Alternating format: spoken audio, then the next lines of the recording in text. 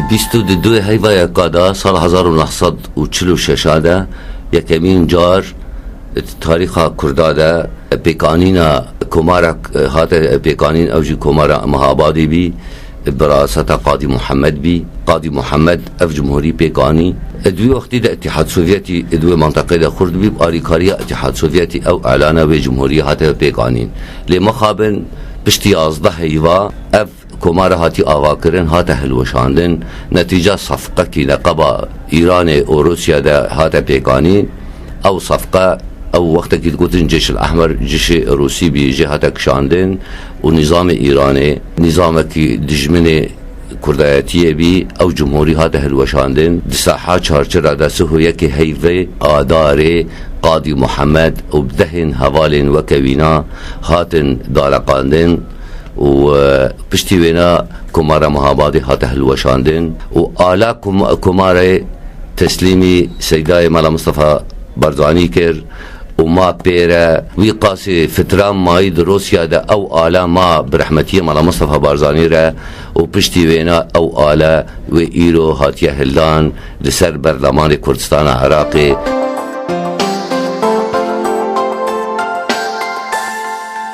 هر سال وک ایرو ام گل کردستان یکم جمهوریه کردی هاتی آوا کرن جمهوریه مهاباد پشتی ملکیا شیخ محمود الحفید ام لبیر دینن جبرکو ام دبینن رحی نتویا کرد رحی هبونا کرد دشورشا قاضی محمد دا هات بیگ آنین و هست و رامان ملت کرد دوی سردمه دا هاتن خویا کرن کو کرد خوستکی و جمهوری که کردی ديمقراطي جبر ناوی بو جمهوریت مهاباد ديمقراطية لمخابن پیلان قوت دوی سردمه دا روسی و امریکی بهفدورا داویا جمهوریا مهابات آنین بویرک گوماد دل کردا حموکا دا دار وکرنا سرکشی جمهوریت قاضی محمد پیشوا راستی نتنه هستی کردا آنین خواره هستی کردا بلند کرن و برخودانا کردا بلندتر بو جوی هستی و تنه هگر اول روشلاتی کردستانی بو لی هستک دیتر نتویل همو پارچه کردستانی هات آوا کرن کو کرد خواه ایدی کاربن دست خوال دست هفدو بخن و جمهوریا مهابات و بمینه رکنک اساسی دمی جوا گل کرده. راستی جیوختا ما بین بیرا خواه ایش و آزار ما آداره گلکن یک جوا دار وکرنا سروک کمار جمهوری مهابات قاضی محمد سویه که هیوا سیاده سال 1947 جهه غمگینیه انو دسپیکا سالا 100 سالا 2000 دبو اف سرهلدانه که بویرنگه نوری هرفاندن لسر دسته داگیگری فرس و عجب.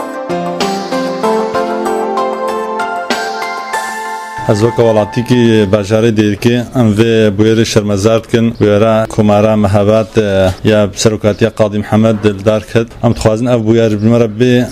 درسک و یک بنامه کرده چیب که البر جبر دوی بویر داد جمله کرده حمولی بونه یک و حتی کمار هرفاندن و جمربی نمونه ام ویدی کیتیا خود چکن و یک رزیا خود کردی چیب کن.